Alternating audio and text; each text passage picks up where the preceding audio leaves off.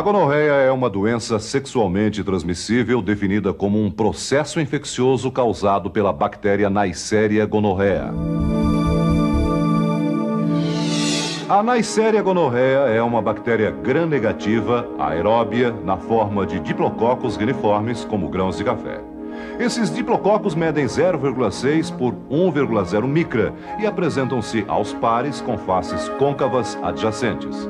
Esta espécie adere nas superfícies de células epiteliais através de uma estrutura chamada pile, que se liga de forma específica nas células do hospedeiro. Os principais métodos de diagnóstico da doença são a bacterioscopia e a cultura. Você deve lembrar que no curso Telelab, Técnicas para coleta de secreções, foram abordados em detalhes o correto procedimento para a coleta de secreções e sua semeadura em meio de Dyer-Martin ou em meio de transporte de Ames.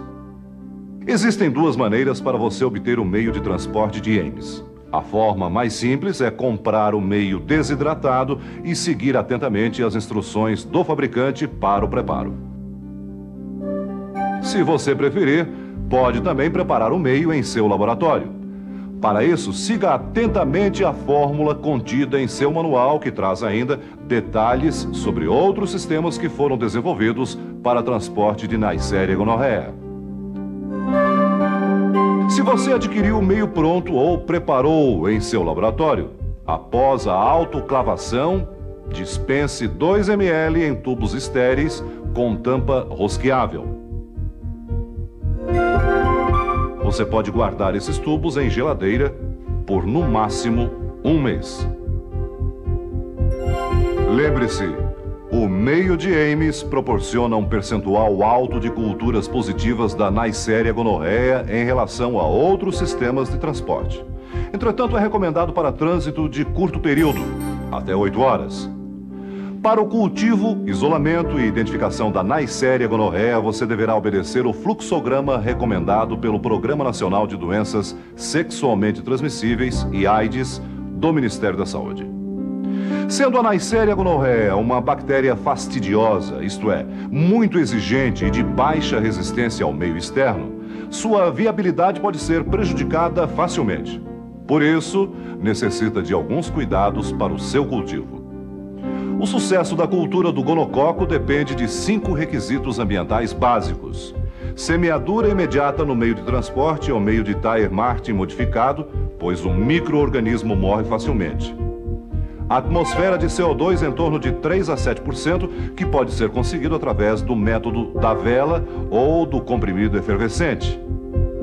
Teor de umidade em cerca de 90%, que será obtido pela utilização de meios recentemente preparados e pela colocação de um algodão umedecido na lata de incubação.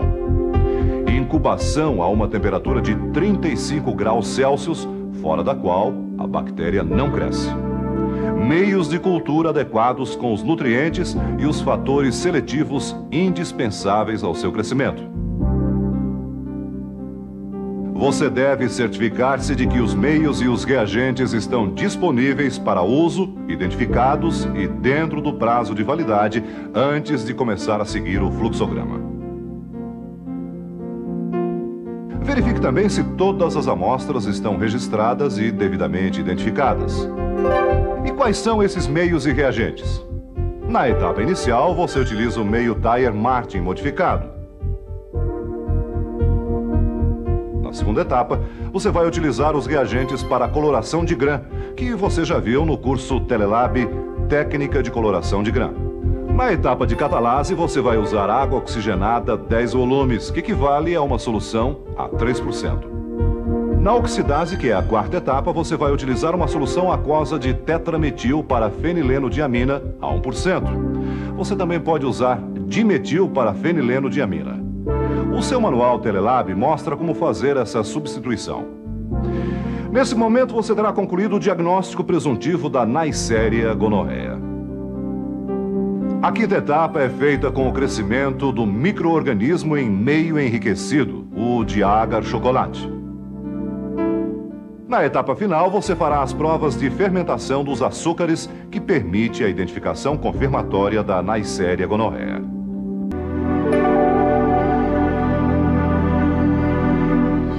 Este fluxograma ilustra os procedimentos adequados para o cultivo, isolamento e identificação da Neisseria gonorrhea. Primeiro, você vai trabalhar com uma placa de Tyer Martin modificado que foi inoculada com uma amostra de secreção suspeita de gonorreia. Essa amostra foi incubada por um período de 24 a 48 horas a uma temperatura de 35 graus Celsius, com umidade relativa do ar de 90% e atmosfera de CO2 entre 3 a 7%. Caso tenha ocorrido crescimento, observe as características das colônias. As colônias de Neisseria gonorrhea são geralmente pequenas e brilhantes. Quando tocadas com a alça bacteriológica, você vai reparar que elas são viscosas e fortemente aderidas ao meio.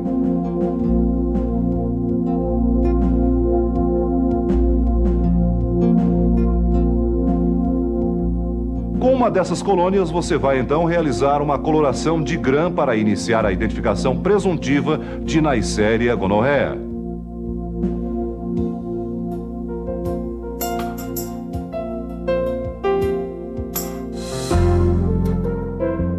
Selecione uma colônia suspeita e faça a coloração de Gram de acordo com o que você viu no curso Telelab, Técnicas de Coloração de Gram.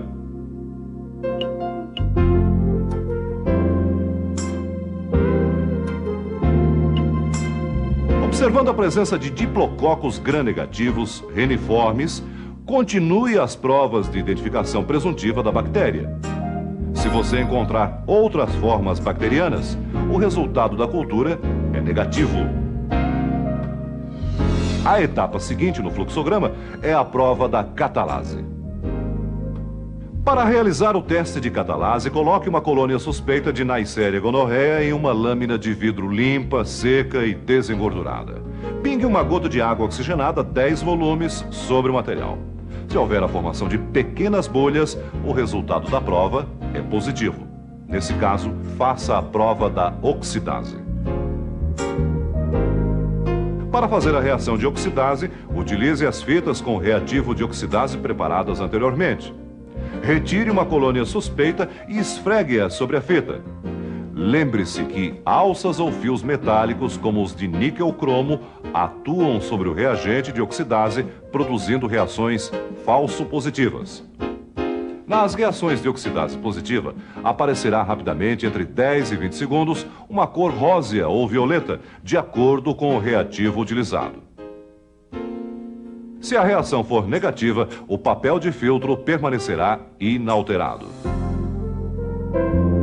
A Neisseria gonorrhea caracteriza-se por apresentar reação de oxidase positiva.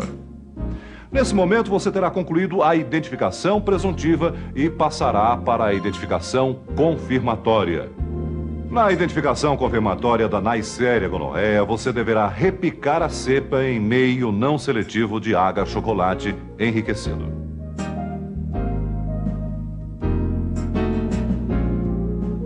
Para isso, incube a placa de subcultivo por um período de 24 a 48 horas a uma temperatura de 35 graus Celsius, com umidade relativa do ar de 90% e atmosfera de CO2 entre 3 e 7%.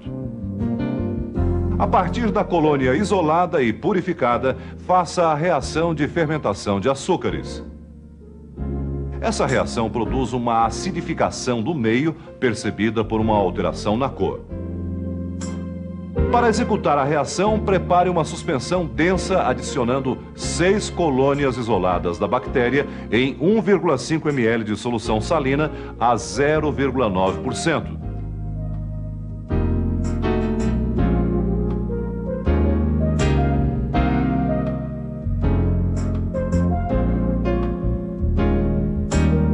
Homogenize bem. Com o auxílio de uma pipeta, dispense 0,3 ml dessa suspensão em cada um dos tubos contendo glicose, maltose, sacarose e lactose.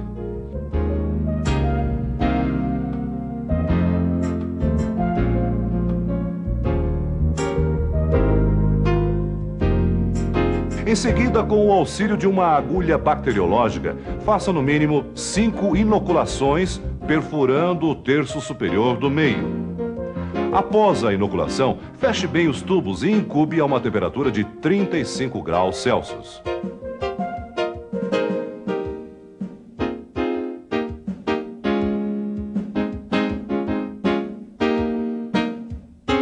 Faça a leitura em 24, 48 e 72 horas. A reação será positiva quando houver mudança da cor do indicador vermelho de fenol para amarelo. A Neisseria gonorreia será confirmada quando só tiver havido fermentação da glicose. Quaisquer outros resultados indicam outras espécies de Neisseria.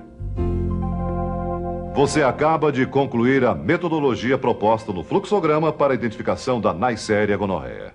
Existem outros métodos para identificação confirmatória, como o sistema Minitec, o sistema Bactec e ainda os métodos sorológicos, que você pode ver em detalhes em seu manual. Entretanto, eles constituem rotinas laboratoriais sofisticadas e caras.